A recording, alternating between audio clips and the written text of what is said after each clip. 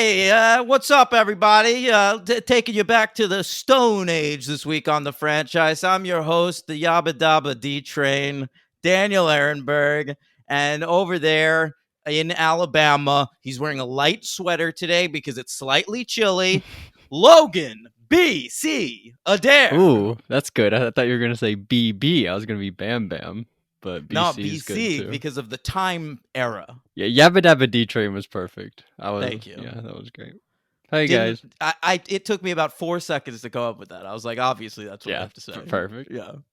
All right.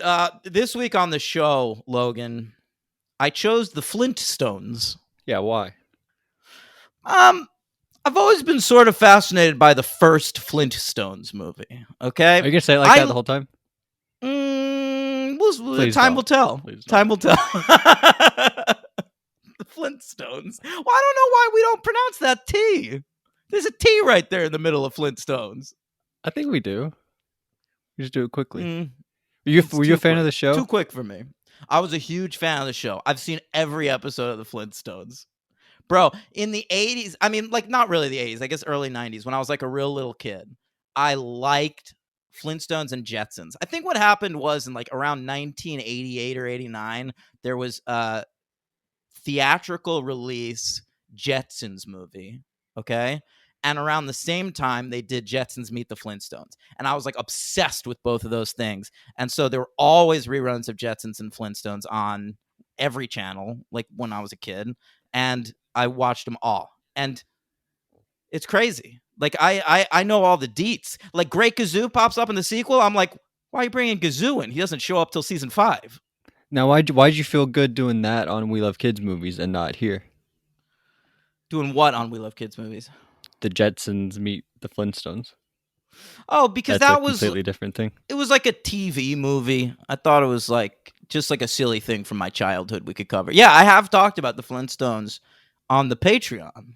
Patreon.com/the franchise. So check that out. If you're loving me talking about the Flintstones here, you'll be loving it there. Who's your too. favorite Flintstone? The answer's Fred. The only answer's Fred. He's the top Flintstone. He's And the I would argue, breadwinner. yeah. And then, like, for you perverts out there, you got Betty for I Is she as sexy in the cartoons as she is here? She, wait, I hope you're referring to the Betty of Viva Rock Vegas, if you call her sexy. I didn't realize you switched over to Betty. Sorry, I thought we were still on Wilma. No, Wilma is not sexy. Do you find Wilma sexy in these movies? They definitely sexed her up, no? Well, here's what it is. Do you know where like the Flintstones came from? And by the way, I meant Betty from the first one, just to get that out there. Oh, you big Rosie O'Donnell guy? I didn't know I was, but yeah. Holy shit, man. Well, you know, the same year as Flintstones, she was in Gary Marshall's Exit to Eden playing a dominatrix. So if you ever want to see her in some leather gear, I do. fucking get in on that. Okay. Yeah, add that to the list. Mm-hmm. All right. So the Flintstones is a show from the 60s, Logan. The 1960s. You familiar with that decade? Yeah. It had flower power, the Vietnam War, and the moon landing. JFK's assassination. Well, that was fake. Right. Yeah. So the Flintstones is based upon the Honeymooners. Are you familiar with the Honeymooners? I've heard of it. Honeymooners is like early sitcom from the 1950s starring Jackie Gleason. He also created it. It only ran for 39 episodes, but is considered one of the classic sitcoms of all time. The Honeymooners is basically the invention of the sitcom trope, big fat dumb guy, married to hot housewife, and they snipe at each other a lot. All right? The catchphrase in the Honeymooners was he'd get mad at his wife and he'd go, "To the moon, Alice." And that was a hilarious joke about how he was threatening to punch her so hard she would enter orbit. Now, what's the difference between that and I Love Lucy? Well, he wasn't fat, Oh. and the female was really more of the star of that show. You know, like this is, if you've seen an episode of King of Queens, you've seen an episode of The Honeymooners. Okay. Well, I haven't. Yeah. So Sorry. What the fuck, man? Well, haven't you seen like any of these shows? You never watched like According to Jim? I watched some of Yes Dear when I was a little kid. Boom. Yes, dear. Perfect. All right.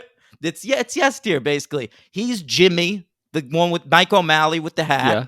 All right. That's Fred. And I guess, and then Wilma's the. Well, I guess it would be the other couple more. They're the Barney and Betty. Mike Really? O'Malley. No, Yeah. he's All right. Fred. I would. He seems more like Fred, but I think the leads of that show were more the Greg Kim couple. I don't think so. Can you believe I remember the first names of all these characters? I could have told you Yesteryear? Kim. That's the only one I could have told you. I liked Kim. Well, Greg, Jimmy, I know them all. I don't remember Jimmy's wife. That's the only one I forget. I know Mr. Mosby from The Sweet Life of Zack and Cody was on that show. You just want to mention Zack and Cody at any Shout out to at any point. All right, let's. So Flintstones is a ripoff of Honeymooners. It's just Honeymooners as a cartoon, but set in the Stone Age. Perfect. That's the joke, okay?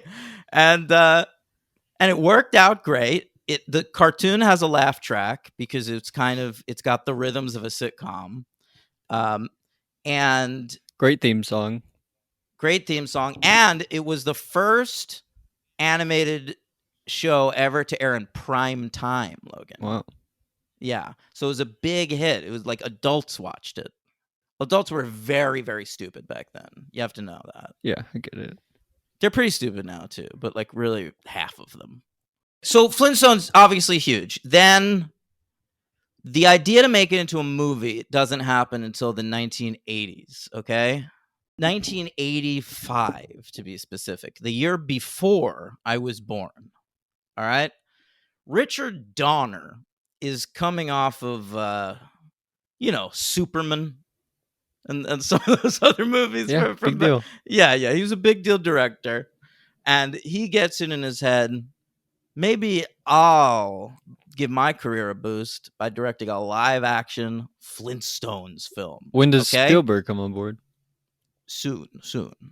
I'm telling the story, bro. Sorry. All right. So the first producer to be on board is Joel Silver. All right. Big action producer. So Joel Silver buys the rights for Richard Donner. Then eventually Donner, some scripts are written for Richard Donner, but they're like not mainstream enough. Apparently the idea was that during the Stone Age, they're going through a Grapes of Wrath style Great Depression. And the movie is about Barney and Fred like traveling the countryside looking for work. And Wilma and Betty are not in it? Well, they're women. Like they can have just tiny parts, right? Oh, okay. Yeah. So they end up not making that movie, but now Joel Silver still has the rights to the Flintstones. So he's like, well, that's not mainstream. Let me do what I do best. Let's turn this into a huge action franchise. So he hires Stephen fucking E. D'Souza, classic horrible screenwriter good screenwriter, but like crazy person of the 80s.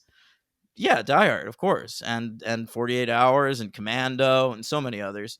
Judge Dredd, Ricochet. How about that? Amazing screenwriter. And then Major League 2. Come on. How about that? Yeah. So he writes it, and it's obviously like sort of weird and not funny, not what you want from the Flintstones at all. Okay. So then the movie sort of spins out into development hell. Meanwhile, Steven Spielberg, celebrating Rosh Hashanah, is this weekend. Yeah. Congratulations to Happy Rosh Hashanah. Shana Tova to Mr. Spielberg. And he is making a movie at this time called Always. Are you familiar with that movie? No. It's bad. It's one of Spielberg's worst. Okay. But John Goodman is the star of it. It's like John Goodman, Richard Dreyfuss, and then like Audrey Hepburn as an old lady is in it. It's very weird. That movie. is weird. I would have never told you that Goodman was in a Spielberg movie. Yeah, he's good in it too. He's like by far the best part of that movie. Like the only reason Always is like better than some of Spielberg's other terrible movies, like the BFG or whatever. 1970, whatever. What's that? 1947. I don't know what's that movie with the date. 1941. I kind of Oh, like that movie, oh. but the only reason You know like what I it's like? Hook. Hook's nah, Hook good. sucks. The No, reason Hook's good. Always is better than Hook is because of John Goodman. Okay. So Goodman is like so excited, right? Because like he's a pretty minor actor at this point. He's been in like David Byrne's movie. He's been in some Cohen shit. He's on Roseanne, I think, at this point. Like, so he's getting some sitcom money. And Spielberg announces on the set of Always, okay, to the whole crew, I just got the rights to the Flintstones to make a live action Flintstones movie. And I just found my new Fred Flintstone. Points at John Goodman. The whole cast and crew clap. Everyone's so fucking excited, except for fucking John Goodman, who Wow. has no interest in playing Fred Flintstone. Why not? Because he's a good actor. He wants to make Coen Brothers movies and shit. Like he's doing Roseanne. He's making money from there. So for his movie choices, he wants to do what he wants. Produced by Spielberg. It's got to be good. But that's why he ends up accepting it. Like it's something like it's Steven Spielberg announcing he's putting you to star in a movie in front of a whole crew. You literally cannot say no.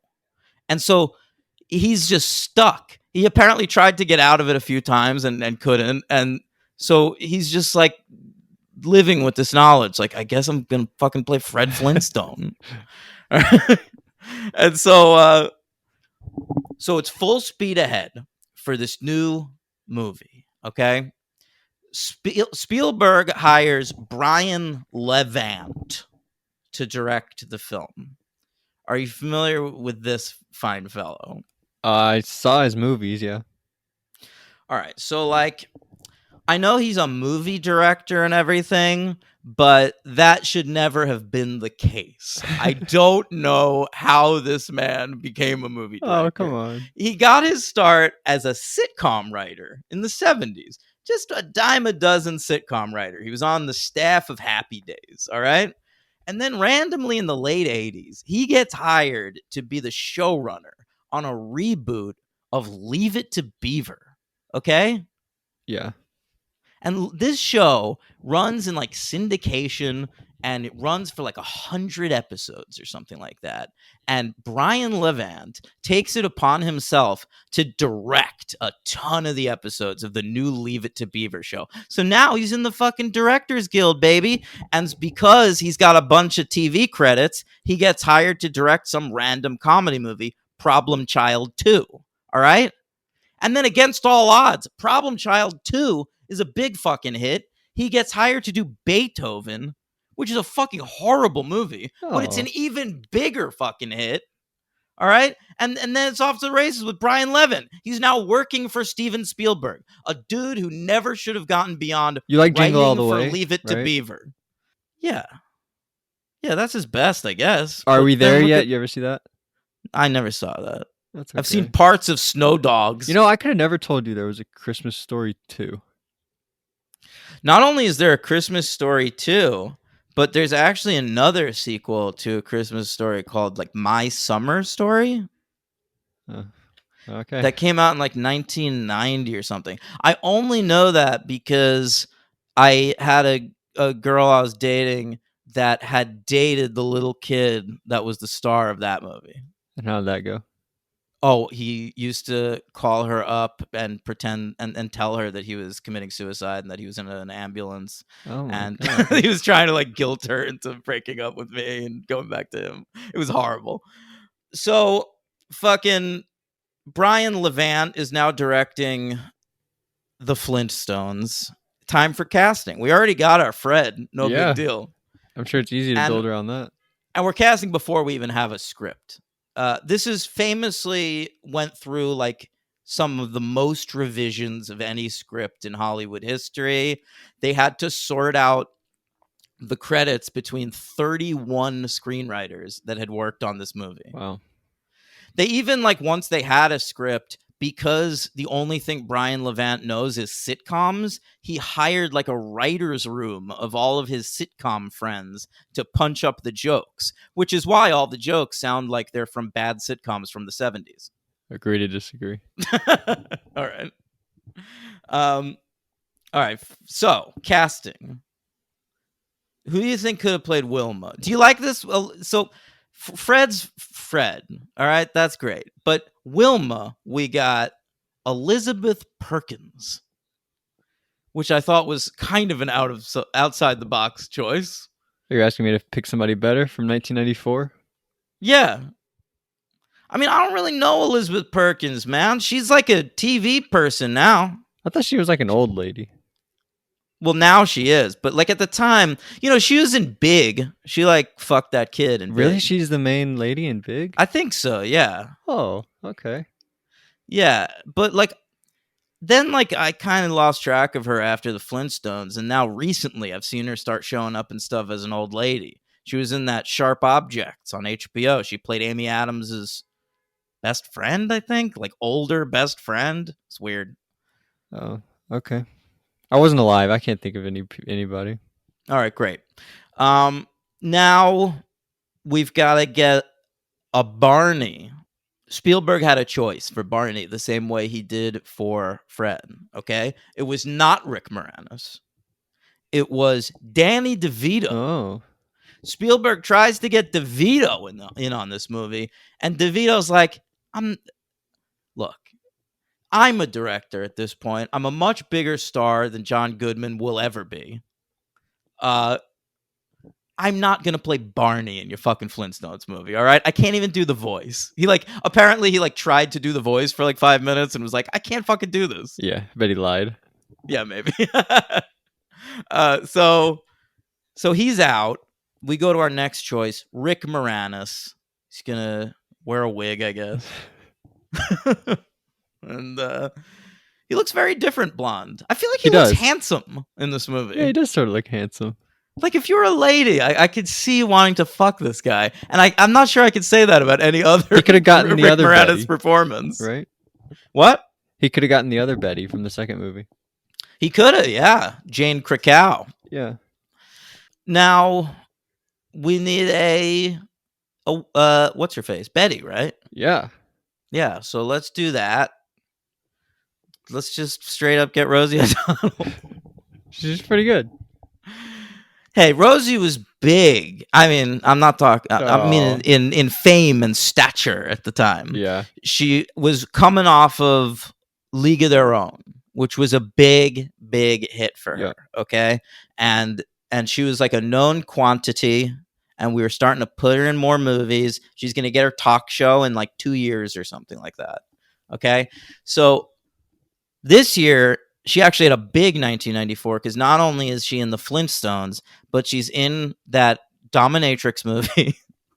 And also, because she's like a big star, she had made a movie, Car 54, Where Are You?, which was based on a shitty sitcom in like 1990. And it like sat on a studio's shelf for like 5 years. And they put it out in theaters to try and capitalize on the big Rosie boom.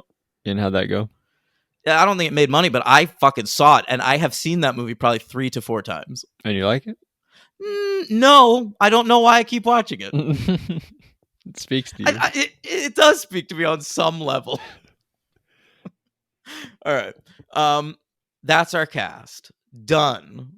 Well, there's also Fred's assistant in the movie, Sharon Stone, which they offered to Sharon Stone, who turned it down, and they cast Halle Berry. Who's the boss guy? You like him? The boss guy? I mean, the bad guy boss guy. It's funny. When I went to watch this, I thought it was Rob Lowe.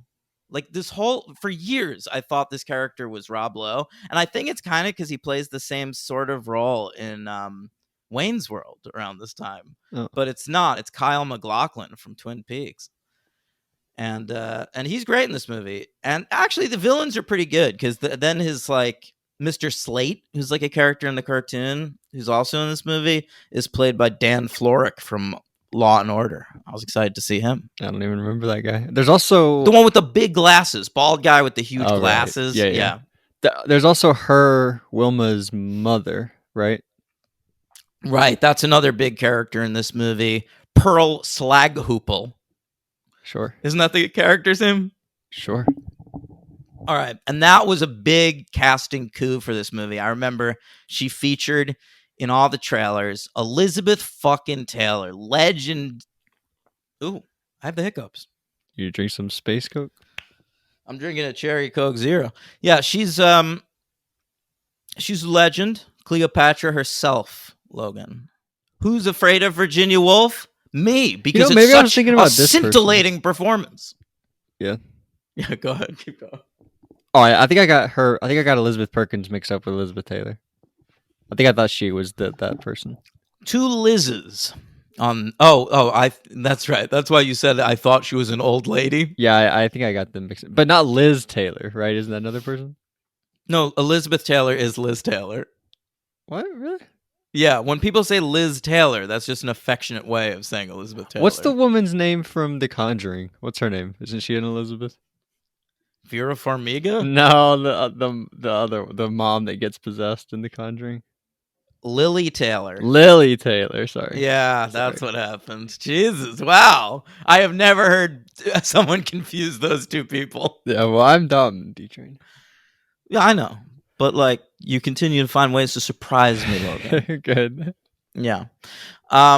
This film, I gotta say, oh, you know who they wanted, who was considered for Wilma, by the way, who I thought would have been good? Who? Catherine O'Hara.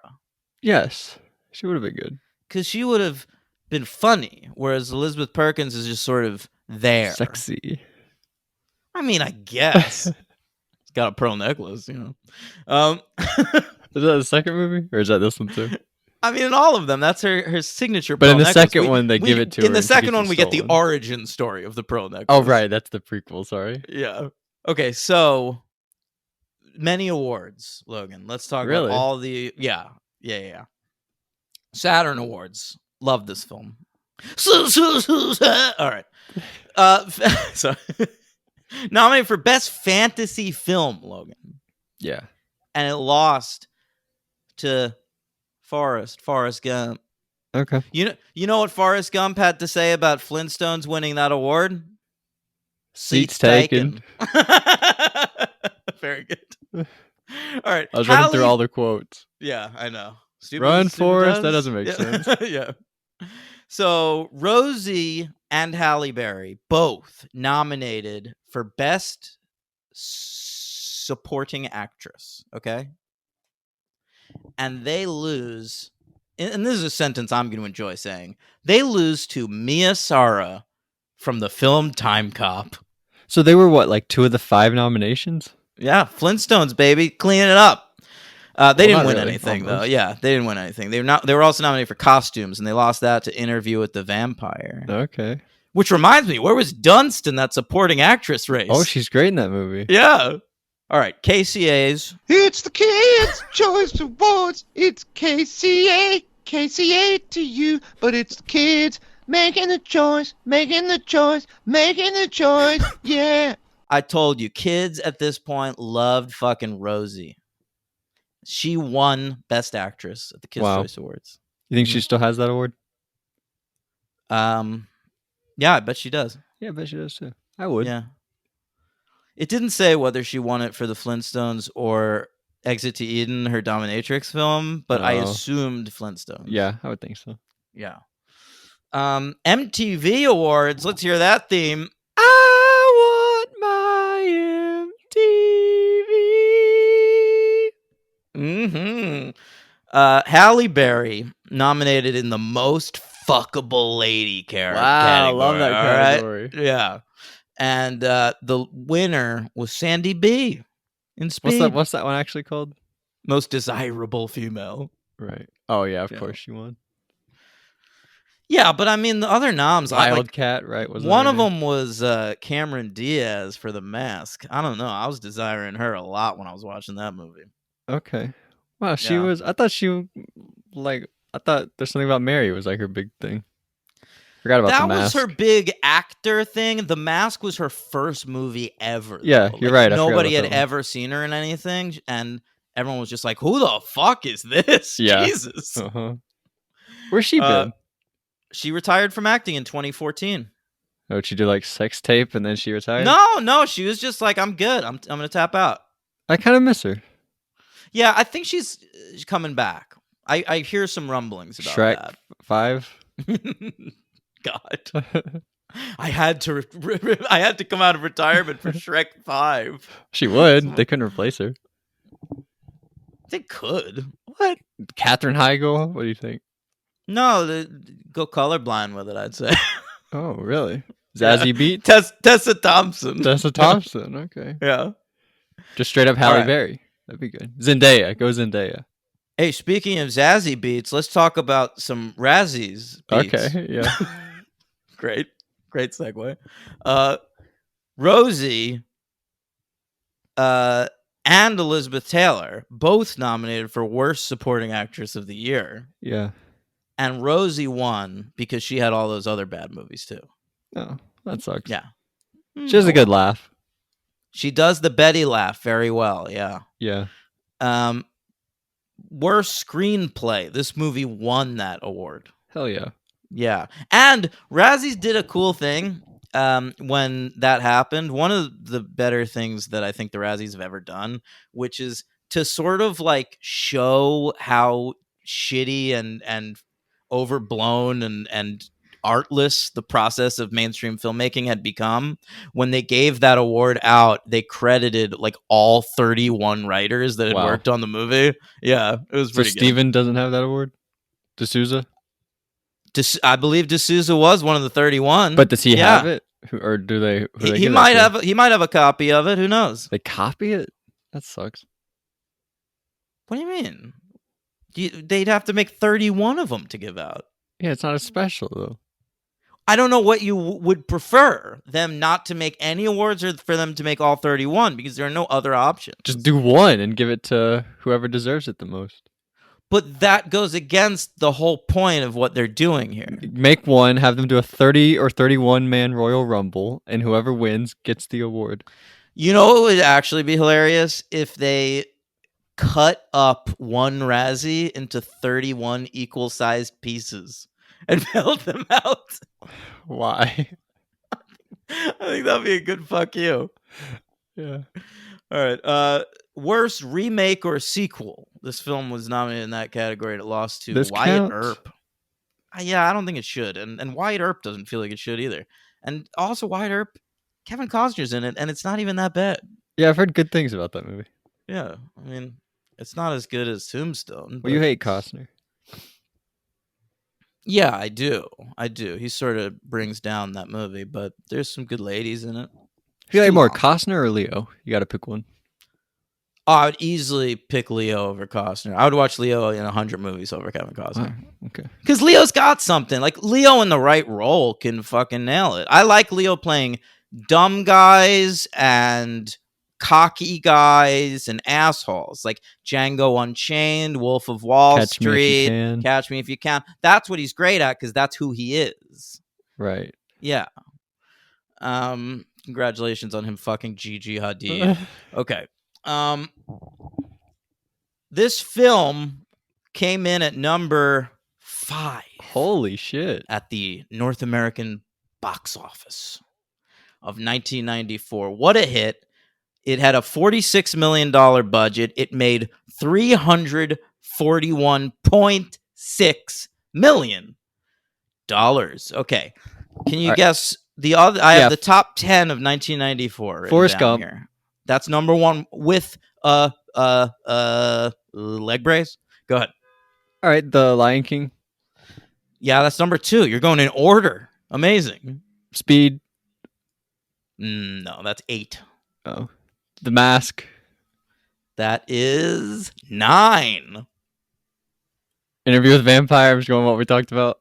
No, I'll tell you what, that was 11. You're right off. The Shawshank Redemption? No, that didn't do well at the time.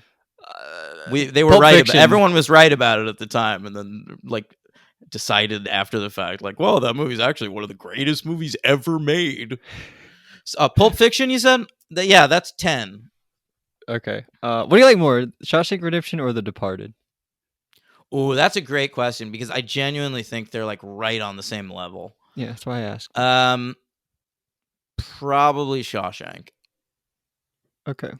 Yeah. That movie makes sense at least. The other one doesn't really make a lot of sense. Oh, it's crazy. Departed's just got some like edgelord tendencies. It just feels like there's so much like Dropkick Murphys in that movie. Like it's like a smart Boondock Saints, and I'm like, I don't even want to watch a smart Boondock Saints. What else was there? Okay, number 10, Pulp Fiction. Number 9, The Mask. Number 8, Speed. Number 7, the Jack Ryan franchise hitting it big with Clear and Present Danger. Number 6, Dumb and Dumber. What a year it was for Jim Carrey. He had Dumb and Dumber and The Mask in the top 10. Ace Ventura just outside. Jesus. Number 5 was this. Number 4, The Santa Claus. Wow. We're gonna have to cover that new TV show soon. Didn't know there was a TV There's show. gonna be a Santa Claus TV show on D+, baby. Is it Chris Evans? Chris Evans is like Santa Claus. That would be great. That's so funny, dude.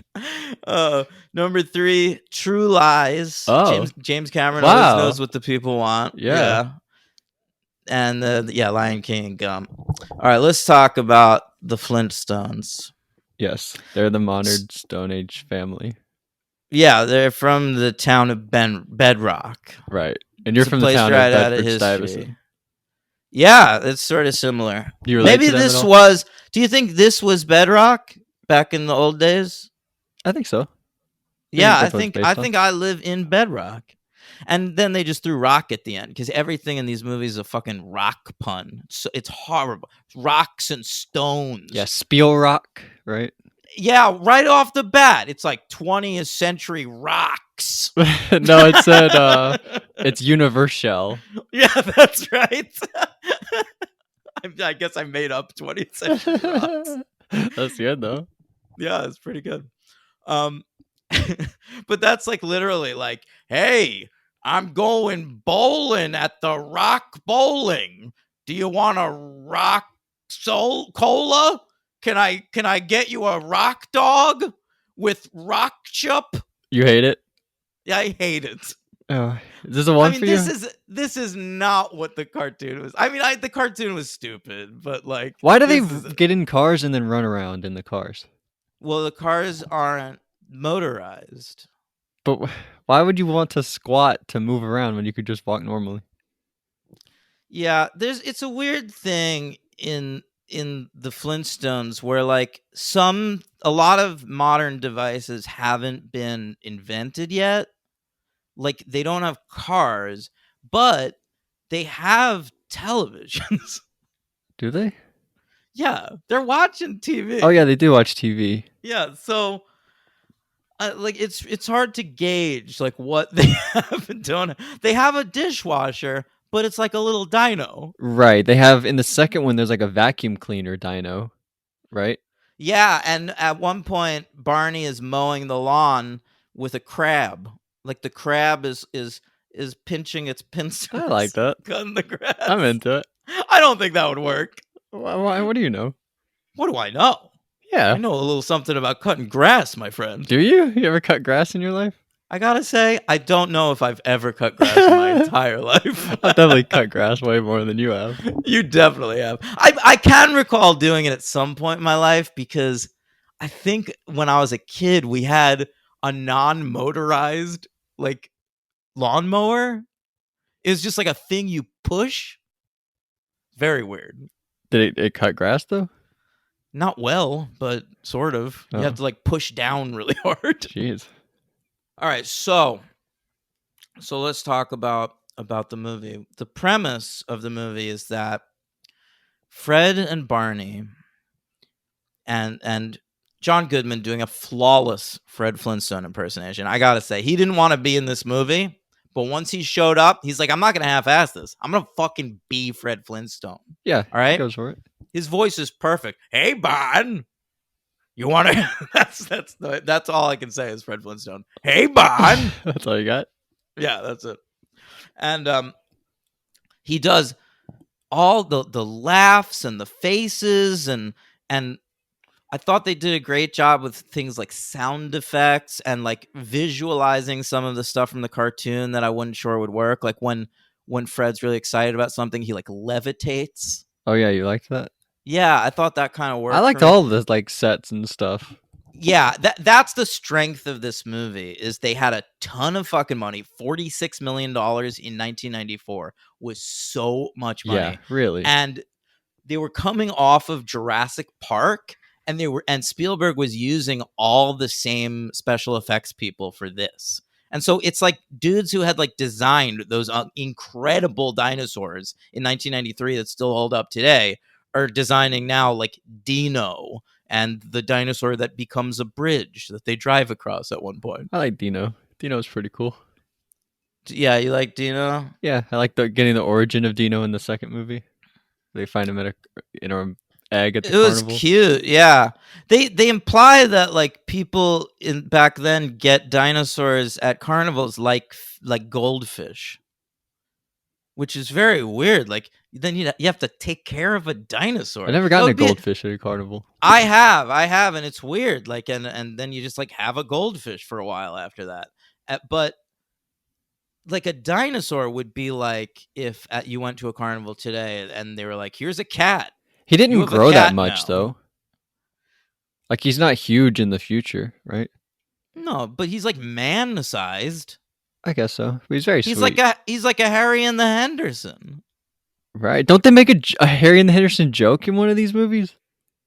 I didn't make that up, right? I wasn't sure if it was a reference to Harry and the Hendersons. It had but to be. I know what you were talking about, and I did have the same thought. It had to be because I was like, was that a Spielberg thing? I looked it up and it was a Spielberg thing. Like Spielberg produced that too. I didn't know. Spielberg produced that shit too? Yeah, he's all over the place. Spielberg is a weirdo. In the late 80s, early 90s, he was like all over the fucking place. Yeah, he's on coke probably. I mean, definitely. Spielberg definitely did a lot of coke in the 80s. Is that his worst decade? Spielberg's worst decade. That's interesting to think about. Certainly not the 70s. It's Not the certainly 90s.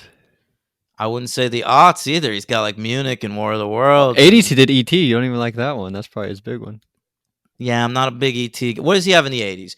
2 Indiana Joneses. No, all 3 Indiana Oh, Joneses. right. Sorry. That's pretty good. That's You what gotta he's give him doing, that. though. That's what Yeah, he's... but that's what he's up to. Yeah, I think. But you don't I like think, those that much. I think Spielberg is like commerce over art in the 80s, and so I'm a little less interested in this shit. Like Twilight Zone, the movie. But he's got, I like Raiders. Raiders is amazing. Yeah, but you don't like the other two. So is the 2010s his worst? Temple of Doom is okay. I really only don't like Last Crusade. Okay. What else did he do in the 80s? Always. Yeah, he's got a couple of clunkers. Empire of the Sun. Yeah, 80s. That's his worst decade. Did he ever write in any of his movies? Yeah, of course. Which ones? A lot of the early ones. I think he wrote Close Encounters. You don't like The Color Purple? That one's good. Okay. All right. So in this movie, Fred and Barney are working at Mr. It's not Mr. Spacely. Mr. Spacely is the Jetsons equivalent. Mr. Slate. Yeah, of course, it's like a sort of rock kind of pun. Is it? And well, slate, that's a type of rock. He could also be Mr. Gravel, Mr. Boulder. Mr. Boom. Mr. Pebble. Is it not a pebble? Well, Pebbles is the name of their daughter. Oh, did they ever say that? I didn't know that. I mean, I did know Yeah. that, but I didn't know that watching these movies. I knew that from the Pebbles- cartoon, though. There was a cartoon when I was a kid. I have no idea when this happened. It might have been like a TV movie from the 70s that they re-aired when I was a kid. And it was about Pebbles and Bam Bam as adults getting married. Really? Yes. I feel like that's pretty weird. It was weird. They drew Pebbles all sexy. Oh my gosh. Don't look up Yeah. Pebbles Rule 34. Oh, you'll find some shit. Yeah, don't For do sure. that. And are you kidding me? With Bam Bam as her lover? That guy, he's gonna be throwing her around and They don't shit. call him Bam Bam for nothing. Bam Bam. I Bam couldn't tell Bam. if it- Bam. I couldn't tell if it was the okay, so it was like Swedish twins playing Bam Bam, Okay. and I couldn't tell whether they were saying Bam Bam or whether it was ADR. Oh, I didn't even think about it. It like felt a little off a couple times to me. Bam. Yeah, maybe you're right about that. Yeah, because he only ever says "Bam Bam." I thought Pebbles sort of looked like Michelle Tanner. I totally did. I looked it up. I thought, oh my god, is this like a young Elizabeth Olsen or something? Yeah, I thought she looked like her, and I didn't. I Yeah. wasn't gonna bring that up, but you brought up the other guy was twins. Yeah, I thought she might have been the Olsens. And twins. Oh, we should do an episode of that soon. Yeah, what? We'll think about it. Okay. If you have any suggestions, tell us in the comments. Okay. So they're working for Mr. Slate. Then there's like a takeover, a corporate takeover by Kyle MacLachlan. Okay. Oh, I thought he was Mr. Slate. Oh, No, Mr. Slate's the guy with glasses. Yes, exactly. Okay, sorry. So Kyle MacLachlan tells all the people at the rock quarry, because of course they work at the rock factory. I don't know why they're at a rock quarry. It seems like there's rocks everywhere in this. You didn't bring up, by the way, the craziest part of this entire movie is that they're watching a movie. Like they're at a drive-in watching the Flintstones movie.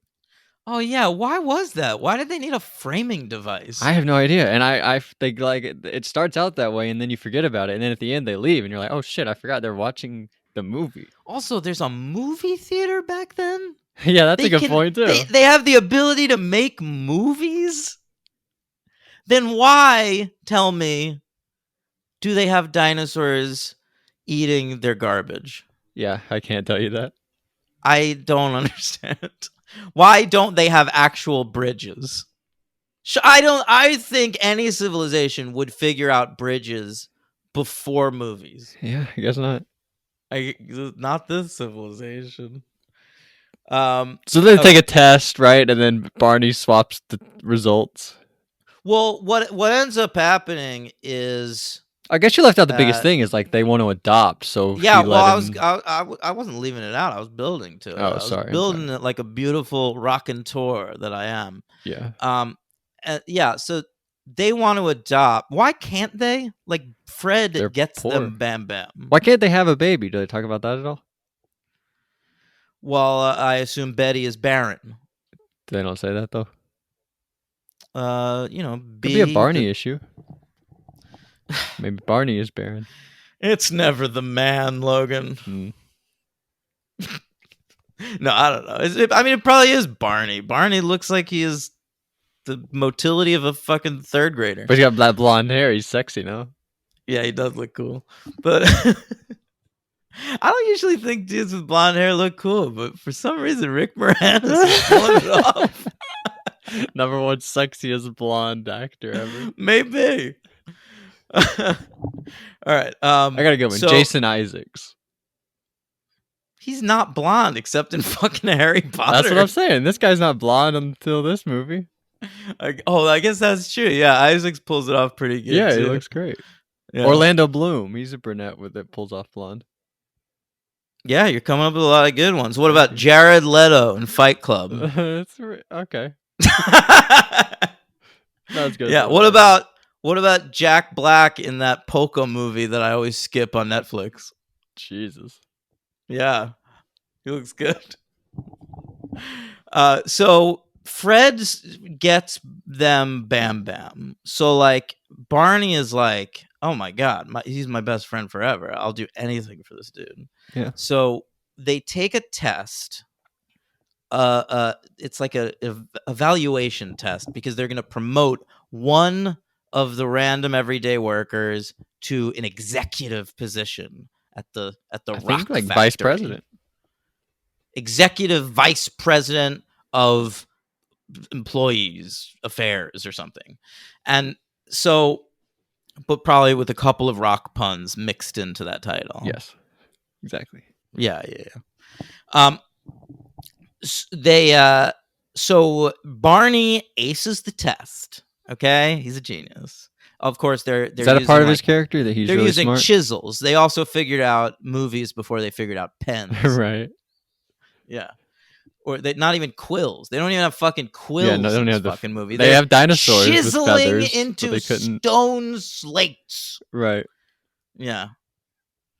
So anyway, fucking. Is this a part of Barney's character that he's like really smart? Not that he's really smart, but just that he's a normal amount of smart, whereas Fred is a moron. But even like that he beats everybody else too? Like he's the no, smartest guy no, there. that seems that seems crazy to me. It's Okay. it's out of character. And then they do a weird thing in the prequel where they make Barney really stupid. Right. He's Right. fucking Stephen Baldwin. You don't cast Stephen Baldwin to play a smart person. He's coming off a biodome. All right. So Barney switches the tests because apparently they're handing them in fancy leather sleeves. I was interested in that part of it. And so they think Fred had the high score. So they hire Fred to be the patsy, and he's going to be the executive, and they're going to blame everything on him. Now, I thought this was a weird tactic by them because I would think they would want the stupidest person that works there to be the executive because they can use him. Now, luckily, they get the stupidest Yeah, that's a person great because point. of this convoluted plot, but I don't know why they'd Yeah, be from their picking the standpoint, number they should one not want the smartest smartest one. person. Yeah. It doesn't make sense. The 31 writers, and they missed that. Yeah. Are you sure it's 31? Did you count these? Something like that. Why do you keep saying 31? Because I just looked at the Razzies before this, and I like counted how many writers they counted. And then it also sucks for Barney because he got the worst one, so now he has to get fired. Oh, that's That right. sucks. Yeah. Well, they end up firing fucking everybody. But yeah, Barney's the first to go. And then we watch. There's a lot of montages in this movie. Like there's basically no plot. It's 90 minutes long. I feel like we just got through the setup, which is like the first half hour, and then there's like a half hour of montages, and then a half hour of wrap up. Yeah, exactly. Half hour of Yeah. like the low point. Yeah. So the montages are all like Barney's struggling. He's working as a waiter, a busboy even. Yeah, that was sad. Come on. And meanwhile, Fred and Wilma are getting rich and becoming like snobs, which I thought was a weird thing to do, like to make your the characters you're supposed to like assholes halfway through the movie. Really, the only likable characters in the entire movie are Barney and Betty. I think that's what you're supposed to feel. But if you're gonna make a Flintstones movie, surely you should walk away from it liking Fred You do at the end, right? at the very end. But I think it's by sheer force of John Goodman likability. Yeah. So they're getting snobby and they're getting poorer, I guess. It sort of reminded me of Barry Levinson's Envy with Ben Stiller. Yeah, that's what I was thinking. Were you thinking that exactly? Yeah. Not the Do whole you- have you time, not- but like towards the end, it popped in my head. Did it really? Yeah. You've seen that movie? Yeah. Only once, though. I saw that movie twice in theaters Why? because I went to go see it by myself and I didn't really like it. And then I was out in a group with like my girlfriend at the time and all of her friends. And they all decided they wanted to see that movie randomly. So you're And so stuck. I ended up having to see it again. Yeah. Was it better the second time? To be honest, I kind of did enjoy it more the second time. Yeah. I never saw that movie, actually. Well, why don't you just say that? I was trying to get that out of you because I could tell you were fucking with me. Oh. I like Commit- doing that. You commit to bits so hard, Logan. Yeah. Perilously hard. Yeah. It ruins my life, actually. Yeah, man. I get it. I get that for sure. Bro, that clicked. So what ends up happening basically is that Fred is hooked up with this assistant played by Halle Berry. A very young Halle Berry. 1994 Halle Berry. Yeah. She wasn't really doing much at this point. Yeah. I mean, she'd done like Strictly Business, I guess. I saw she did the child custody movie What's that? where she's Kramer versus Kramer? no, the other one where she is like the mother of this child, and then there's another like adoptive mother, and she's fighting for custody of the child. I don't know what that is. But I think at this point she had done The Rich Man's Wife, which is a really good. That's one of those movies like Single White Female I was telling you about that I like. Yeah. Where it's just any movie that's like just one crazy person fucking with great. someone. Yeah, that's a good one of those. Halle Berry's the one being fucked with. Okay. Well, or is she? There's a lot of twists in that movie. It's good. It's good. Awesome.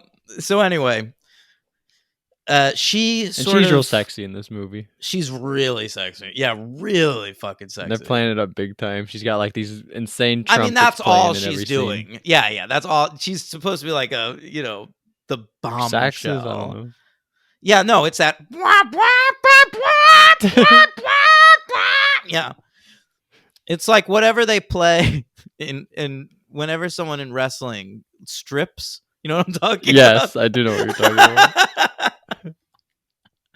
All right, which happens kind of a lot, and well, or it did anyway during the Attitude Era. All right, let's keep going. So, what was I talking about? I don't know. She gets like a crisis of conscience because like she's spending a lot of time with Fred, and she's seeing like Fred's a sweet guy.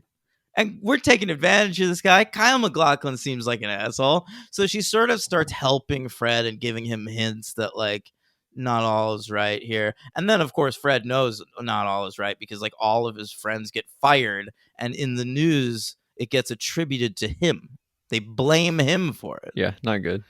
Not good. It's a PR nightmare for Frederick Flintstone. All right. So he goes against MacLachlan. And what happens? Like, what's the big climax of this movie? Do you remember? I don't know, but can I ask you a question about their names?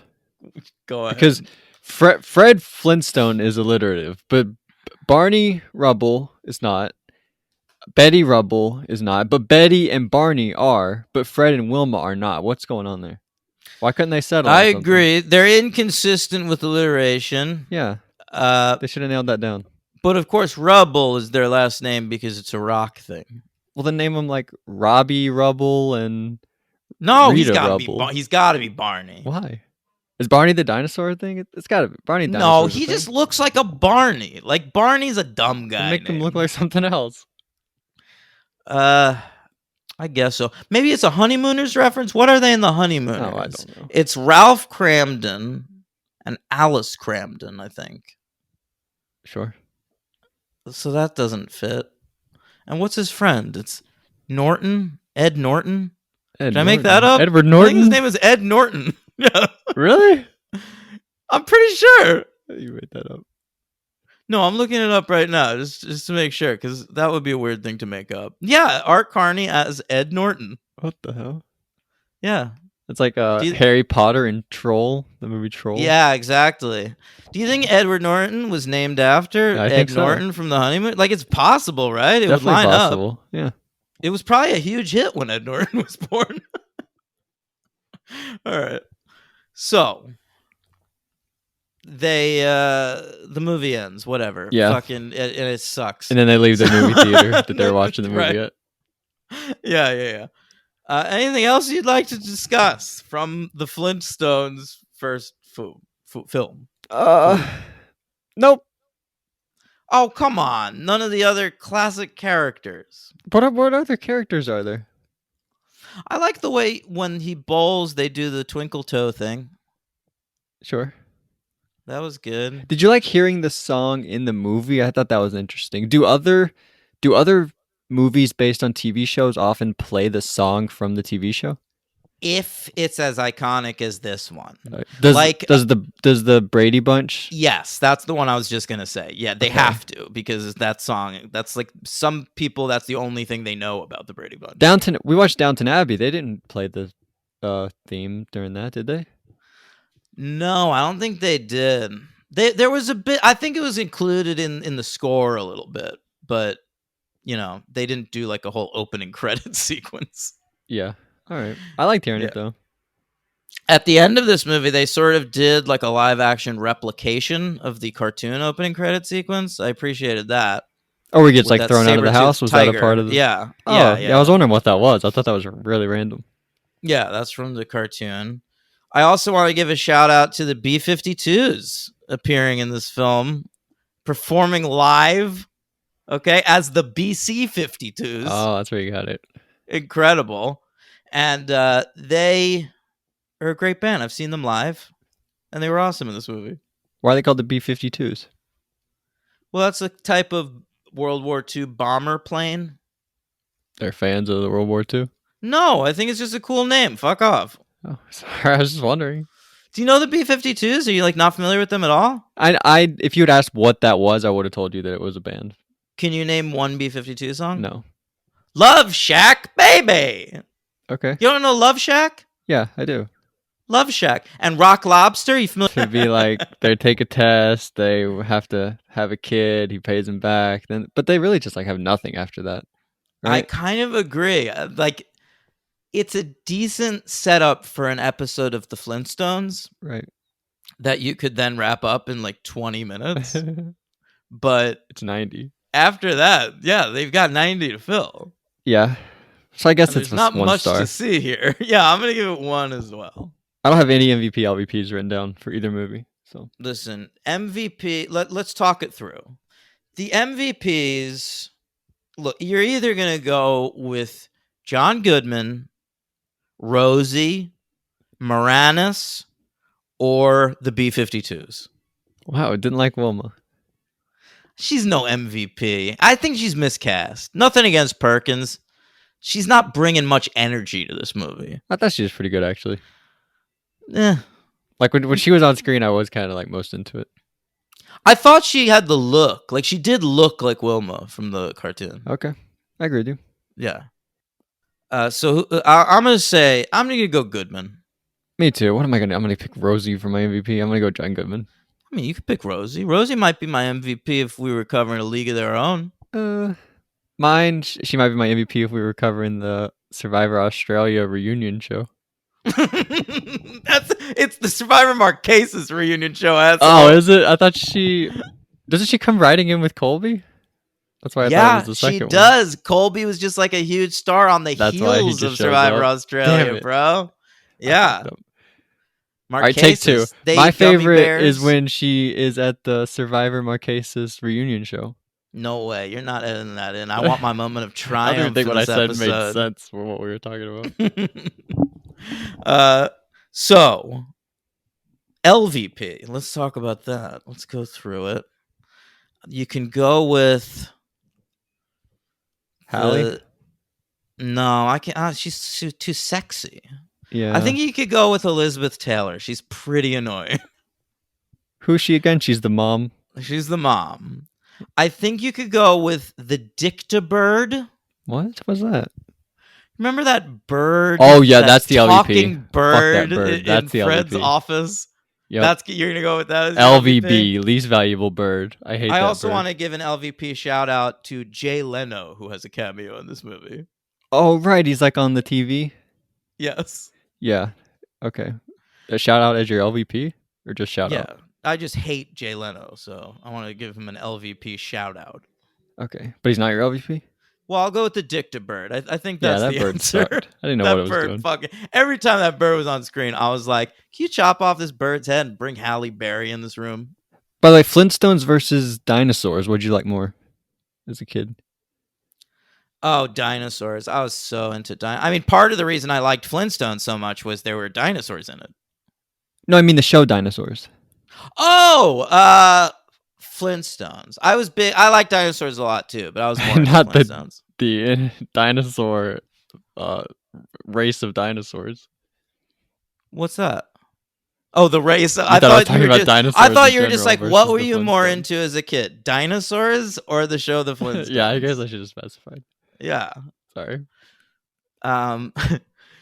Yeah, man, the Flintstones was appealing on that level as a kid, you know? Yeah. As a kid though, it did sort of warp me. Like, I did kind of think for a second there that dinosaurs and humans lived at the same time. And then like you become like 5 years old and you're like, "Oh, that's stupid." No, like, I get it. It's just for the show. But you know, so I feel like a lot of people grow up their whole lives thinking the Flintstones is just how the world was. Really? You think so?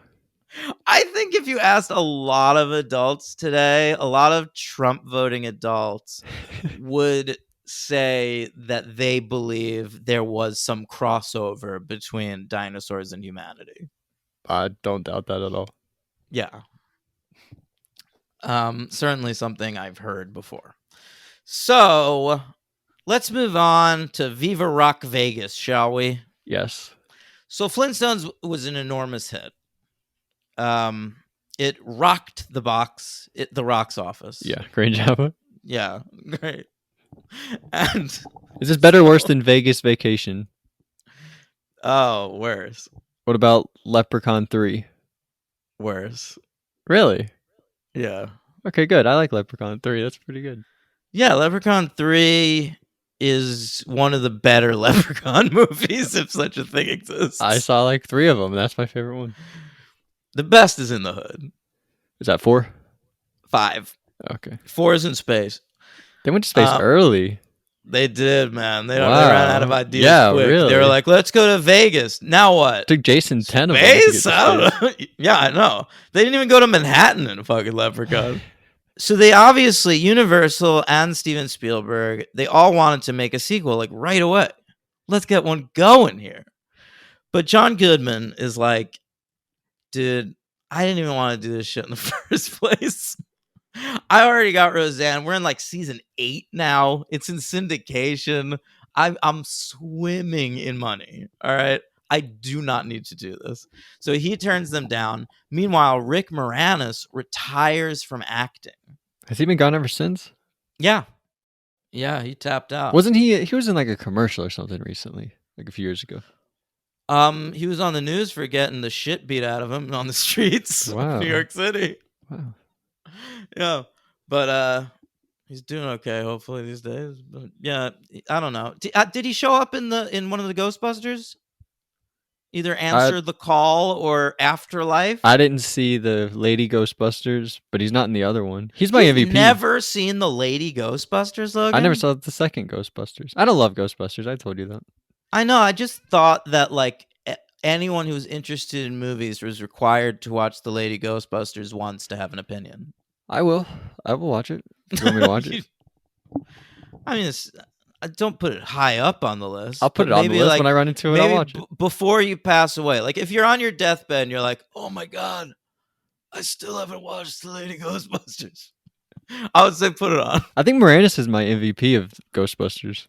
He's incredible in Ghostbusters. That's a totally worthwhile MVP. Or, yeah, we got to get to Honey, I Shrunk the Kids pretty soon because I was really into those movies as a kid. Like I watched the 3 Honey, I Shrunk the Kids movies a ton. I would rather done that than this. Yeah, but you'd have to do 2 weeks, you know? I'd rather do 3 in 1 week than 2 of these in 1 week. Jesus Christ, dude. Those would have been fun. Yeah, but there's too much meat on the bones. I want 2 full weeks with them. Are there 3 of those? There's 3. They Shrunk the Honey, Kids. We Shrunk Ourselves. That's the third one. Oh, right. Yeah. Second one is Blew Up the Right. Kid, huge baby, walking around Vegas. Is that better than that's this? a better Vegas. Yes, definitely. Okay. All right. So finally they get their shit together. They're like, all right, I guess we just recast everything. So if we're going to recast everything, let's do It's like Life During Wartime. Yeah, it is like Life During Wartime. Let's do a prequel. Yeah, but it's a prequel. So against all odds, I got to say 6 years later, Brian Levant, I bet you he had something in his contract where he had right of first refusal. I think Spielberg would have gone with a different director, but Levant probably had, and his career was probably flagging at this point. He was like, absolutely, I will make a Flintstones movie. Yeah, and he knocked it out of the park. I'm sure he did. We get a bunch of new writers, obviously. The script is ultimately credited to Deborah Kaplan and Harry Elfont and Jim Cash and Jack Epps Jr. Do any of those names mean anything to you, Logan? No, but I did see they're like 2 writing duos, basically. Yeah, but Kaplan and Elfont, man, they're the greatest because they wrote Can't Hardly Wait. Right. So I'll always love them. They also wrote Josie and the Pussycats. I believe they directed that as well. And they worked on my favorite Christmas movie, Surviving Christmas. That's your favorite Christmas movie? It's one of them. The other guys, they did Top Gun, Anaconda, Dick Tracy, Turner and Hooch.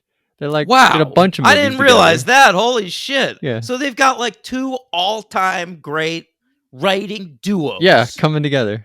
Coming together like a megazord It's like of when talent. Fred and Wilma and Betty and Barney moved in together, basically. I guess, but they didn't work together. So it's more like when Will and Carlton moved in together, but they put that dividing line in the middle of the apartment so that they wouldn't cross over. I don't remember that. It's a great episode. Fresh Prince. All right. So this film comes out April 28th, 2000.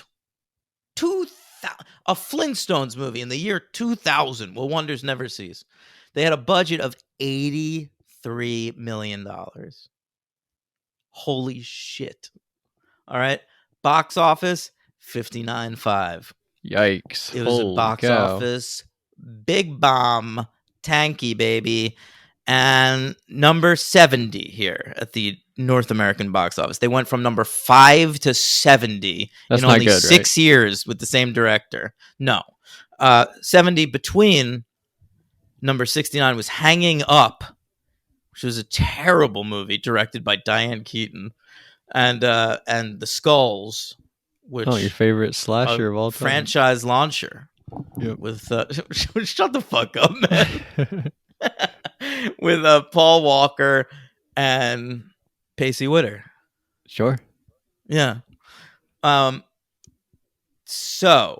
It was nominated for some awards, Logan. Sadly, only Razzies. It's the raspberries, no razzmatazz. Well, all we're lacking is a little pizzazz, 'cause it's the golden raspberries. It's the worst of the worst, not the best of the best. It's pizzazz gone raz. But it didn't win any Razzies because this was the year of Battlefield Earth. Okay. So that just won everything, man. So this was nominated for Worst Picture, lost to Battlefield. This was nominated Stephen Baldwin for Worst Supporting Actor. He lost to Barry fucking Pepper for Battlefield Earth. Then Joan Collins nominated for Worst Supporting Actress. She's picking up for Elizabeth Taylor in this movie. They go from legendary actress Elizabeth Taylor, one of the best movie stars of all time, one of the sexiest women to ever live, and we've now transitioned to Joan Collins, the mom from Dynasty. Yeah. LVP. Come on, man. I mean, if Elizabeth Taylor's the LVP in the first one, surely Joan Collins is the LVP. Was that the LVP? Yeah, it was mine. No, he went with the bird. We switched over to the Dictabird. Yeah. Yeah, all right. Shout out to Elizabeth Taylor. Yeah. I mean, let's get into it, right? Oh, wait, no, one other award. Yep. It was nominated for Worst Remake or Sequel, and it lost to Book of Shadows, Blair Witch 2. Oh. There's like I guess we'll cover Blair Witch one day, but there's like a really scary part in Blair Witch 2 that I remember. Like a little girl really like goes bad backwards movie, across a bridge. It's like real freaky. It's terrible. A couple of years ago, I got in my head, like, I bet we were all wrong about Blair Witch 2. I think it was almost like I wanted to have the opinion that Blair Witch 2 was underrated. You know? So I went back and I watched it. It's bad. It's a bad movie. Yeah, it's bad. Yeah. What do you think about the other one, the remake? Or the I think it's called Blair Witch. Never saw it, my friend. Oh, you never saw it? Yeah. I think you might be into that. We'll have to cover the Blair Witches. Should we cover the Blair Thumb as well? Yes. Yes, we should. Oh, those thumb movies. All right. This is a prequel. It takes place before Barney and Betty and Wilma and Fred had ever met. Okay. They know each other. Well, Fred and Barney know each other, right? They're like best friends from childhood. All right. You've got new Barney, Stephen Baldwin, with his Stephen Baldwiniest hair and his Stephen Baldwiniest eyes. Yeah. And I hate how he looks in this movie. I hate it. He looks dirty. I See the I, LVP? I want him to wash his hair. He's not the LVP because I kind of like his Barney voice. Yeah, I do too. Yeah, so I'll let him go.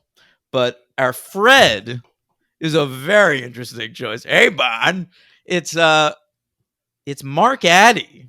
This was a very peculiar time in history where the world was still recovering from full Monty fever. Okay? We loved the full Monty. We gave it the original screenplay Oscar, I believe, or we at least nominated it. And Mark Addy was the one fat guy from the Full Monty. Do you know the Full Monty? No. Okay, Full Monty was an indie movie about 4 or 5 working class schlubs from London, and they decide women want to see real men stripping. And so they start like a Chippendales style show, and it's a real it's like a Rocky kind of movie where it's like a triumphant crowd pleaser kind of a thing. And we just loved I even liked it. We loved the Full Monty. And so then all the dudes from the Full Monty start popping up and shit. Robert Carlyle, you know that guy? Nope. Oh, whatever. He was the villain. The World Is Not Enough. He came from that movie. He was like the lead. And then like the comic relief guy, the big fat guy, Mark Addy, he shows up here as Fred fucking Flintstone. And he's a really British guy, like super posh Oh, British wow. accent in real Good life. for him. I didn't notice. And I fucking did. Oh, really? Yeah. I noticed a lot. He doesn't do a great American accent. I spent 4 years watching him on a CBS sitcom, Logan, called Still Standing, which, like the Flintstones, was a fat guy, sexy lady, married couple sitcom. All right. It was him and Jamie Gertz, who has since retired from acting because she kind of like got Meghan Markled. I think she's like the Duchess of somewhere now. I was wondering what you meant by that. Yeah, she like married a dude who's like royalty somewhere. You don't know where? I don't know where. It's somewhere really random, like Denmark or something. Okay. Yeah. I don't know why Denmark was the most random place I could think That's of. the dream. If you're royalty and you're looking for somebody, hit me up. Yeah, totally. Like if you're like the princess of Genovia and you've got like some pretty sweet eyebrows, I'll fucking get into it. Yeah, I don't care where you're from. That was a reference to the Princess Diaries, Logan. Oh, I've seen that. You didn't remember that she's from Genovia? No, didn't recall that. Yeah. Hell yeah. So, that's Fred and Barney. Meanwhile, you've got Wilma, who's like rich. Why is there an She's- alien in this movie? Oh my god. Well, let's talk about the main 4, and then I'll talk Okay, about the sorry. alien. I didn't understand. No, it's stupid. It's so stupid. I hate it. Wilma in this movie is like a rich lady who's they're trying to like arrange a marriage with Greg from Dharma and Greg, and she runs away to become poor. Basically, that's her plot in this movie, Right. and she is improbably played by the enormous actress. Not just like she's like 6'3" or some shit. She looks like it's like they cast China to play Wilma. It's Kristen Johnston, who's like not bad in the right role. I like her in I like Third her Rock here. from the She's Sun. my MVP. Wow, I can't believe that. I like her in Third Rock from the Sun. I like her in Austin Powers too. I Or guess Betty. Betty's cute. Betty is my MVP, bro. Yeah, she's pretty cute. Yeah, Wilma. I don't know. She does have pretty good chemistry with Mark Addy, so I guess I'll give her that. She's not my LVP, No. but I thought she was miscast. It's weird. She's like a foot taller than Fred. It's also kind of weird seeing Wilma with so much plastic surgery. Kristen Johnston has a lot of plastic surgery. I don't want to talk out of school. I felt like that. What was plastic? I don't know. I feel like her eyes didn't really move that much. Really? That's I what didn't I thought. notice. I didn't notice, man. She's using that third rock from the sun money, man. Both syndication at this point. rocks. What? Like What? Botox, but from the prehistoric age. Bo rocks. Yeah, very good. Yeah. I enjoyed that. Didn't sound like it. It just took me a second, man.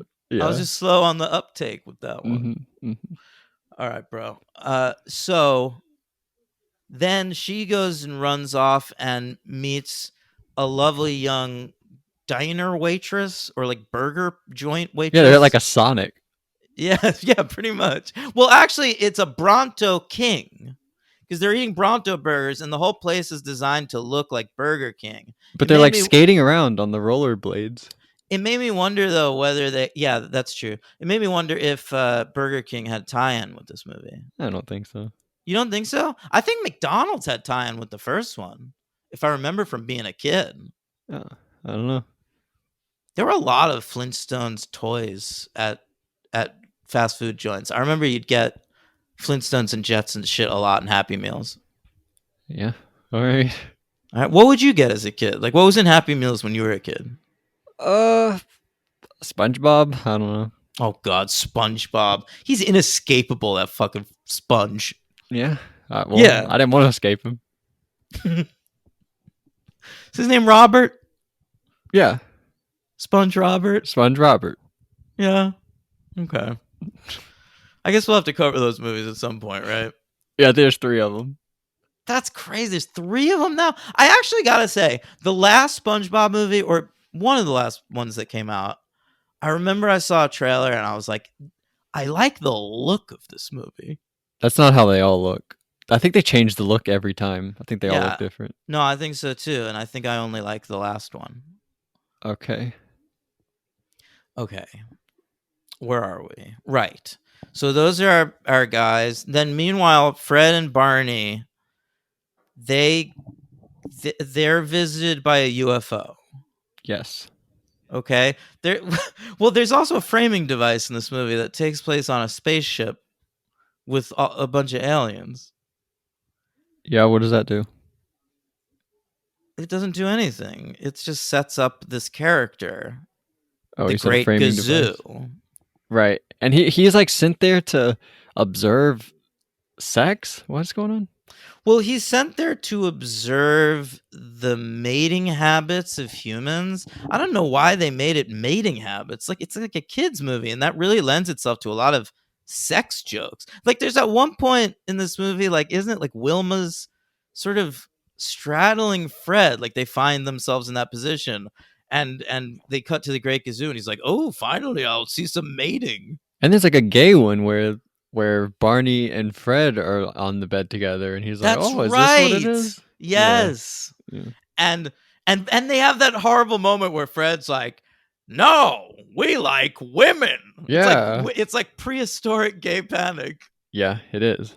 And they do fart jokes. Dinosaurs fart in this movie. A lot of farts in this movie. I noticed they were really leaning into farts a lot more than in the first one. Yeah. Yeah. All right, so the Great Gazoo is a character from the original cartoon, Logan. But this was a character that was introduced in the last season when they had nothing. They were out of ideas. It's a ripoff of The Honeymooners, which ran for 39 episodes. They're in season 6. They got no ideas left. They're like, let's bring in an alien who calls everyone dum-dum. All right? So it's stupid. Like, it's sort of like if you're a Scooby-Doo fan and you have to eventually reckon with some Scrappy-Doo episodes. I like Scrappy-Doo. I know, and I kind of like the Great Gazoo, but if you're designing the ideal version of the thing, you wouldn't include that character. Yeah, I get what you're saying. I don't think they play the Scooby-Doo theme in the Scooby-Doo movies. What even is the Scooby-Doo theme? Scooby-Dooby-Doo. Oh, yeah, where are you? I don't think they play that. They got to, right? Not that I can remember. I mean, I haven't seen those movies in years. I've never seen the second one, actually. I kind of did. Or the third, Scoob. Oh, Scoob. I forgot about Scoob. They canceled the sequel. They Batgirled it. Yeah, that sucks. I can't believe it. I thought they were really going to start a Hanna-Barbera-matic universe. Can I tell you? There's a part in The Looney. HBU. There's a part in Looney Tunes Back in Action where Matthew Lillard is sitting with like the cartoon Shaggy, and when I was a little kid, it like blew my mind. I thought that was the coolest thing. All right, man. I mean, you were easily impressed as a kid. You loved Van Helsing. Yeah, I did. Love it. Still do. You put a turtle backpack on your back and jumped off the couch and pretended that you were Billy from Jurassic Park 3. I did do that, yeah, all the time. I've thought about that once a day since you told me. So the Great Gazoo, the only saving grace of this shit is that it's Alan Cumming, who's like fucking awesome. And he's also Mick Jagger too. McJagged, because sometimes rocks right. are jagged. Yeah. And he's included because they're the Rolling Stones. Yes, absolutely. Stones. Great stuff. That was good. Yeah. I hated that, actually. I did not like him as Mick Jagged at all. I thought he was good. I mean, he's fine, I guess, but the character was just so fucking ill-conceived. I preferred him as the Great Gazoo. I can't believe I'm saying that, but I did. No, not me. I just, anytime Alan Cumming's on screen, I can't be that mad. Yeah. He's Eli Gold, baby. From The Good Wife. AKA Nightcrawler. John Cho's in this movie. He is? He plays like whenever they get to the dad's like mansion, the valet guy wants to take Fred's car and he freaks out, and John Cho's the valet.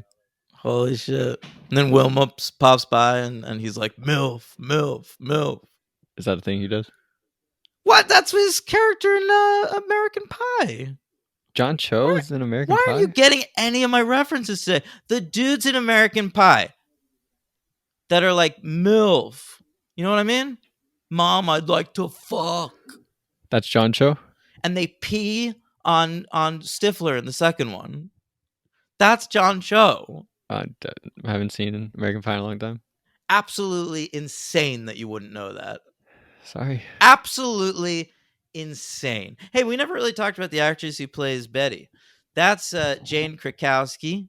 And I'll tell you what. At this point in time, specifically 2000, there were very few women on this planet I had a bigger boner for than Jane Krakowski. Well, Parker Posey got to be number one. She was like number one with a bullet, yeah. But Krakowski was super up there. She was on Ally McBeal, and she played Katie Holmes. Where's Katie Holmes? I think she'd be up there, but I think I might even have Krakowski. I was big into Krakowski at this time. Okay. So it was because of Ally McBeal. She played like the secretary on Ally McBeal, and she was kind of a sex pot. And I was fucking into it, bro. And then she showed up on Everwood too as like a love interest for Treat Williams, and I was like, she gave you an Everwood, too. Am I right? You better believe it. And and then it was weird for me. Like years later, like Krakowski now is probably best known for her work with Tina Fey on 30 Rock and Unbreakable Kimmy Schmidt. And on those shows, she plays such grotesque characters that it's almost hard for me to like have those same feelings. Yeah. Yeah. But there was a period of time, man. She's also, she's in Vacation. She's been around a long time. She's in the original Vacation. What about Sarah Michelle Gellar?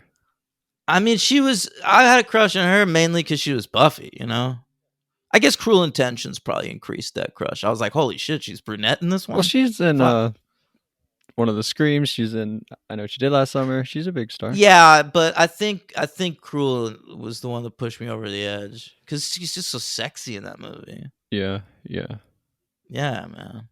They gotta get that sequel off the ground. I saw her last night in the movie Do Revenge on Netflix. She's in that? She's in that, yeah. Should I watch that? Yeah, you definitely should watch that. Oh, I wasn't going to. Yeah, you like that movie. Is Camila Mendes good? She's on Riverdale, and I like her on that. She's but great. I worry about her ability in the real world. MVP. I'm glad you're saying great. Glad to hear it. Really great. I think Riverdale's going to have more survivors than people think.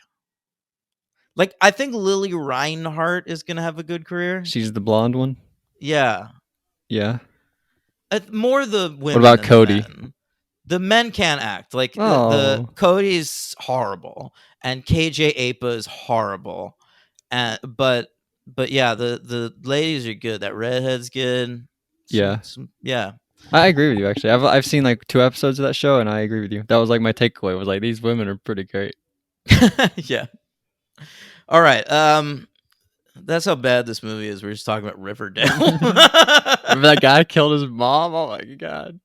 Who killed his mom? I told you we were talking about that Riverdale actor that killed his mom. That's in, like, one episode of In Riverdale. real life. I thought you were talking about a Riverdale plot No, line. no. Betty's dad turned out to be a serial killer, and then Betty turned out to have serial killer genes because that's a thing on that show. That's like Skeet Ulrich in the Scream. Did Oh, they it is take kinda that like from that. Scream? Yeah, I think Scream ripped off Riverdale. Oh, Scream like after. Mhm. Did you get Shrek 2 vibes from this movie at all? Yeah, I saw you said that on Letterboxd. I do, in as much as it's unwatchably bad, but it's not. I gotta say, actually, it is really, really bad on like next level bad. I didn't find it unwatchable. It's just like There's way more going on. There's a lot going on. Although everything's a downgrade. Like Mark Addy is a Right. downgrade from John Goodman. Baldwin's a downgrade from Moranis. Johnston's a lateral move, I think. Yeah. Krakowski is a Lateral. lateral move, I think. Yeah. But now she's got like sex appeal. And Right. But the laugh was good. yeah, the laugh was good. Joan Collins is a huge downgrade from Elizabeth Taylor. Thomas Gibson is a massive downgrade from Kyle MacLachlan. Okay? I don't even remember who that was. Well, they're like the Was he the boyfriend? villains, basically. Yeah, and he's so Thomas Gibson, Greg from Dharma and Greg plays Chip Rockefeller in this Right. movie. They went double with it. It's got a chip and a rock. Oh, And- I didn't put that together. Yep. And so he is going to marry Wilma at first, but Wilma does not want to marry him because Wilma, all the shit she's into, this isn't part of the character in the cartoon. Like they make her kind of a tomboy in this movie, and that's why she likes Fred because they have stuff in common. She But I likes feel bowling. like but she doesn't fucking bowl ever on the show. I feel like she disdains the fact that Fred bowls. But maybe they're trying to modernize it. Women nowadays they maybe like They to like bowl. to get their hands dirty. They can bowl yeah, too. baby. Yeah, so Fred teaches her how to bowl. You take your 2 middle fingers and you put them in shove it these in the holes. holes. Yeah. Pretty good. Mickey from Seinfeld's in this movie. Oh yeah. Kramer's Sure friend. was. Yeah, great to see him. You don't have to explain who Mickey is. Oh, for the audience, if you don't remember Mickey, he's Kramer's friend. He got herpes. Oh, was that the one that he got? I don't remember, but it was the one that it was the disease everyone wanted. Right, that's hilarious. Yeah. I mean, anyone else you want to bring up? Any cameos? I don't think so. I think that was basically it. Kevin Grievous was in this. I'm just looking at the cast. I didn't notice him, but I worked with him once. Anyway, You could argue this one's better though. Like there is way more stuff. Like they go to the birth. It sort of moves. Like they go to the birthday, and then they're like, "Oh, now we got to go to Vegas." Then they go to Vegas. Like there is stuff actually going on. this ain't better, bro. I'm not saying it's better. I'm saying you could argue that it's better. You could argue. I guess it seems like the script maybe has more to it. That's what you're reacting to. The 2 script teams here are good writers, so they probably knocked together something decent.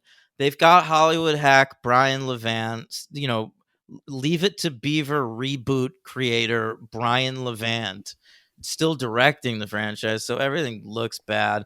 And Spielberg is less involved. Spielberg and ILM were working on the first movie. I feel like Spielberg's an in-name only producer on this prequel, and his touch is nowhere to be found. I agree with you. And this one's too many farts, too much sex. I don't like it. Yeah, it seems like it's simultaneously more for kids and more for adults. Yeah, right. Yeah. Hey, did you know that in the Kristen Stewart? You familiar with this actress? Yeah, I know. Yeah. Her mother was a script supervisor in Hollywood, Okay. and she was the script supervisor on this very film, Logan. Yes. And apparently, I didn't see it because I forgot to look, but if you watch closely during the carnival sequence, you can see her doing a ring toss as a kid. Kristen Stewart. Yes, little What kid else was she Kristen in? She was Stewart. in like was it like She Max was in. Keeble or something? She like plays like a little girl at a water fountain. The She sleepover, so she plays something like that. well, she has like lines in that. I don't know about Sleepover. The thing I always remember is Panic Room, which is 2 years after this. Yeah, but that's not what I'm thinking of. This is like she was even littler. Even littler. I don't know. Who Hey, knows? speaking of K-Stew, you might want to listen to our commentary Oh, track on the film Twilight that we just put up on patreon.com/the recorded franchise. Saturday night. If you want to hear us sleepy and with no voice, listen to I that. disagree. I think that was a good commentary. I agree. I had fun, but Yeah. I was pretty sleepy. But well, thanks for hyping it. I was trying to fucking No, it's plug the great. fucking Patreon. Yeah, listen Jesus. to it. Listen to it. It's good, I promise. And 100%. You ever get like a snack and it says like 100% seal of approval? And I'm like, what if I didn't like this? Who would I tell? What am I gonna write a letter? Right. I think about this shit sometimes. Well, if you don't Anyway. like it, just let us know. If you don't like it, leave a message in the comments. So this was a bad feature film. I give it a 1. Yeah, me too. Great. Who's your MVP? I like when they got married at the end and he said, "I yabba dabba do." That was pretty good. It was a great touch. I like that too, for My sure. MVP. So actually, you know what was fucked up that was added to the origin story of Fred and Barney in this movie was that they originally go on a double date to mini golf, but Fred is supposed to be with Betty. Oh, right. I thought that was cool. Like Fred wants to fuck Betty, and Wilma is just her like lame friend who's like they stuck Barney with. But then like Barney and Betty get to talking and they're like bonding over dumb shit. She tells And- him like, "I'll make you breakfast in the morning," which is like another sex joke that they put Yeah, in the she's movie. basically like, I'm gonna, yeah, you could fuck me tonight. Which I mean, I guess is true of like Neanderthal women. Like I guess so. caveman first dates, like she would probably just be like pulling up that loincloth and let him go. You think so? Right there on the mini golf What do you do about course. pubic hair back in the day? You fucking just power through it, bro. Really? That just grows your whole life or what? Yup. Holy shit. Dude, it's crazy. Anytime you see a movie like that happens all the time. Like if you watch like 1 million BC or whatever, there's like I think it's 10,000 BC. I think there might be 2 different movies. Should we called cover those. I don't think they're connected. Oh. But in a lot of those movies, there's always like a sexy caveman lady who's like beautifully shaven. Yeah. Like Kate just like Winslet. yeah, she's got like a landing strip. It's like what the fuck? Oh my god. All right. Who's your MVP, dude? Either Wilma or Betty. I'll go Betty. You go Wilma. All right, deal. Yeah, great. Shout out to Kristen Johnston. And who's your LVP? That's a great question. Oh, I think I've got Barney. an answer. Stephen Baldwin? I mean, look, I'm not going to give you too much shit because Stephen Baldwin at this point is a religious nut and a He's too Trump ugly. guy. And yeah, he sucks. But like, he was Oh no, I'm gonna go with the Alien. the Great Gazoo. Yeah, I didn't really know what it did. They could take it out and nothing changes. You know what wasn't a funny joke that they said like a million times was somebody thinking his name was the Great Kazoo. Yeah, that's And stupid him- too. Like, why is that? Who's that funny to? Somebody who's heard of a kazoo? I don't know. Yeah.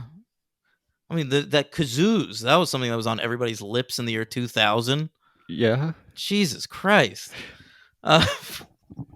But my LVP is going to be Thomas Gibson from Dharma and Greg. This fucking guy. Who's he, Chip? What a... What a dullard. Yeah, he's never had anything as an actor. I mean, Dharma and Greg was a terrible show that totally just skated by on Jenna Elfman's charm. She's Dharma. Thomas Gibson was just never ever good for a single second in anything. And I gotta say, he seems like an asshole too. Wow. I remember he was on Criminal Minds, and I had an ex-girlfriend who used to watch Criminal Minds, and I would come home and I would see that, and now he was my least favorite part of that fucking show too. Yeah. And then I read that like he got into a fight with like a director and he kicked him. Kick the director. Yeah, he kicked the director Who? or something like that. Who's the director? I Doug don't know, Lyman? just like some random TV director who's doing an episode of Criminal Minds. Oh, okay. Yeah. Don't kick people. Yeah, man. Fucking what the anyone who like is on who's like at work, okay? Which you are as an actor on a set. You're at work. Anytime someone's at work getting into a physical confrontation, like you are a fucking Flintstone. Go back to the fucking Stone Age. Yeah, Tom Cruise just yells at people at least. No, Tom Cruise handled his biz, bro. Yeah, hell yeah. He'll Yeah. put his foot down. Well, so did Thomas Gibson in a way. Yeah. Logan, did you? We're gonna go with 1, 2 as the ranking officially. A tie, whatever. That's fine. All right, Logan, why don't you tell the fine listeners what we're doing yes. for the spookiest month of the year? Yes. Well, you might have guessed it. I feel like we've talked about it a lot, and I feel like I talked about it early on. Like this was a franchise that you guys sort of skipped over. Like I felt like you guys did it right. You did Halloween, Nightmare on Elm Street, Friday the 13th, and then I felt like after that, it should have been this franchise. Did you guys do Texas Chainsaw for Halloween? Or was that just? I don't remember. I don't remember when we did that. We did The Conjuring one Halloween. We did Child's Play one Halloween. No. That was one I paid for. Oh, that's right. You paid for that. I paid for that strategically to get 2 horrors in 1 year because I knew you guys would do one for Good October. Lord. But they used to release these every Halloween. Basically, the tagline was like, "If it's Halloween, spoiler alert, it must be Saw." And we're doing the so that's what we're doing? movies. Yeah, did you not know that? Well, I was playing for the show. Hey D-Train. Yeah. I want to play a game. That's what they say. One time. Right? That's a line from Scream. I want to play a game. They say that in Scream? Yeah, he says that on the phone.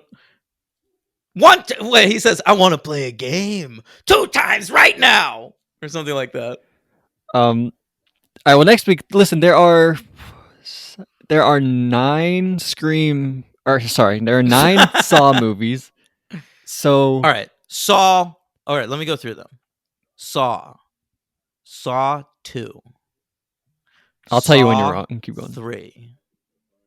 Saw 4. Saw 5. Saw 6. Okay. Saw 7 : the final chapter. Okay. I think that might be a Die Harder situation. Yeah, so it's either like it might be just Saw the final chapter, it might be Saw 7 the final chapter, or it might be Saw 3D. This was also the one that was in 3D. Right. Yes, of course, the 3D boom. Yes. Okay, so then... And these were, by the way, released like 2004, 2005, 2006, 2007. Like every Halloween, these were coming out. Yeah, and then after 7 7 was supposed to be the last one. Then there was a long break. Then Jigsaw. Okay, then Spiral, from the Book of Saw. Yes. And that's what Chris Rock came on board. He said, guys, I got an idea. Yeah. And then Will Smith said, not so fast, and jumped off and slapped him. You keep Jigsaw's name out of your fucking... All right. Have you seen Spiral? No, I've only ever seen the first Saw movie. Oh my God. So this is great. And I think you will really like these because a lot of people they chalk these up as like this was like the torture porn. This like started Yeah. that whole thing. Well, it did. It sort of changed the face of horror for a while in a really bad way. Yeah, we got like Hostel and all that sort of stuff. Yeah. but Hostel took it to the next level. I but think. this is about like Captivity. Remember Captivity? no, I don't. But That was one. these are about cops. It's about like it's like a procedural movie series. I think you're really gonna like it. Yeah, aren't like Donnie Wahlberg and Donald Glover? Donald Glover Or sorry, Danny Glover. not Danny Glover. Yes, Fuck. sorry. Yeah, Yeah. Danny Glover. Are they both cops? Yes, they are. I'll tell you what I know about Saw. Okay, that Carrie Elwes. Donnie Wahlberg, yeah, Carrie Elwes, I guess. James Wan. Yeah, I thought I was telling you what I know. Sorry. About, all right. I was telling you what you know. Yeah, you were telling me what I know. All right, then I know that the seventh one or the third one's an origin story. I think I know that. And then the seventh one was supposed to wrap it up. And then people consider like around 6 to be bad, I want to say, because they started using the movies get really short and they started using clips from other movies. I don't know. So I'm looking forward to them. I really don't know that much about them. I have no idea where it goes from the first one. I kind of like the first one. I think I gave it a 3. I guess let's fucking do this. So is it just Saw 1 and 2 next week? Saw, yes. I'll tell you how we're gonna do it. We're gonna do because I think there's a very specific way to break these down, and we're gonna have Break to it down. We're gonna have to do 3 one week. We're gonna have to do Saw 2 next week, and then Saw 3 and 4 I think have to go together. Hey, I just looked up Saw 2, and the female lead is one of the girl I thought was the hot girl from Seventh Heaven. Is her name Amanda? No, Beverly Mitchell. I mean, in the movie. Oh, no. Amanda's played by Shawnee Smith, who I had a crush on as a child when she was played Ted Danson's assistant on the show Becker.